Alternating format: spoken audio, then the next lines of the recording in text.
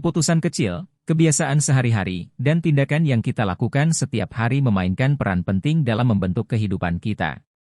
Orang kaya atau sukses dan orang miskin atau tidak sukses cenderung memiliki kebiasaan serta pola pikir yang berbeda.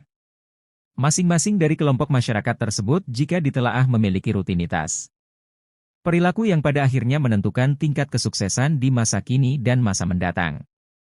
Konsep kebiasaan dan pola pikir orang kaya dan miskin sebetulnya lebih dari sekadar kesuksesan finansial. Hal itu turut mencakup keadaan kita, respons kita serta keputusan kita dalam menghadapi situasi tertentu dan membantu membuat keputusan penting dalam hidup. Satu gambaran yang paling mudah dipahami adalah kebiasaan serta pola pikir orang kaya yang cenderung melihat banyak kemungkinan yang tidak disadari oleh tipikal orang miskin. Apa saja contoh-contoh dari perbedaan pola pikir dan kebiasaan orang kaya dan miskin? 1. Kurangnya tujuan dan perencanaan. Menetapkan tujuan dan perencanaan adalah landasan dari kesuksesan. Tanpa tujuan dan rencana akan tindakan yang jelas, seolah-olah hidup bagaikan kapal yang berlayar tanpa arah dan tujuan. Orang yang tidak sukses, miskin, cenderung mengikuti arus dan tidak mengetahui kemana mereka akan berlabuh. Studi menunjukkan, orang dengan tujuan hidup, dalam hal apapun, memiliki kemungkinan 10 kali lebih sukses daripada mereka yang tidak punya tujuan. Oleh karena itu, saat menjalani hidup segera kembangkan tujuan yang jelas serta perencanaan apapun untuk meningkatkan peluang kesuksesan di masa kini dan masa mendatang. 2. Takut mengambil risiko. Mengambil risiko yang diperhitungkan dengan matang seringkali bisa membuka jalan menuju pencapaian yang diharapkan. Namun orang yang punya pola pikir, si miskin, terkadang memiliki rasa takut lebih besar untuk mengambil risiko karena takut kehilangan atau kegagalan. Mereka juga kerap berada di zona nyaman mereka, sehingga peluang pertumbuhan yang potensial pun kabur dari pandangan. Lain hal dengan pola pikir, si kaya. Mereka bisa memperhitungkan risiko yang akan dihadapi dan mereka juga pandai mengelola rasa takutnya untuk merangkul risiko.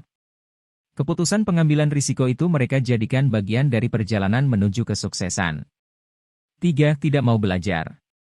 Pembelajaran berkelanjutan tentu sangat berkaitan dengan pertumbuhan pribadi dan profesional. Terus belajar akan banyak hal dapat membuat kita beradaptasi, menciptakan pola pikir inovatif dan terbuka terhadap ide-ide baru. Sedangkan orang yang tidak sukses seringkali menghentikan proses belajarnya setelah menempuh pendidikan formal, sehingga potensi pertumbuhannya jadi terhambat. Padahal faktanya, di dunia ini semua aspek kehidupan perlu dipelajari karena sifatnya lebih dinamis dan konstan.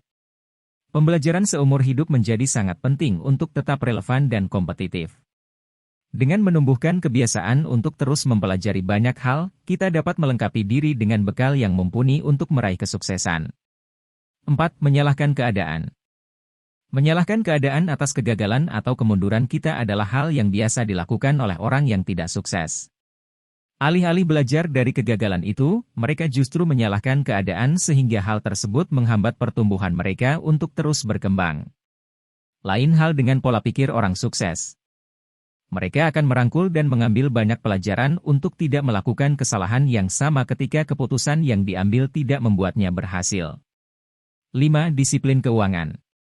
Disiplin finansial dapat membentuk fondasi untuk meraih kesuksesan dalam banyak hal. Sebaliknya, orang miskin cenderung menjalani kehidupan dengan ketidakstabilan akan kedisiplinan finansial sehingga membuat mereka kewalahan dalam mengelola keuangannya. Orang yang tidak sukses misalnya, mereka sering jatuh dalam perangkap kepuasan instan yang sudah diraih dalam hal finansial. Hal itu membuatnya melakukan kebiasaan belanja impulsif hingga menumpuk utang.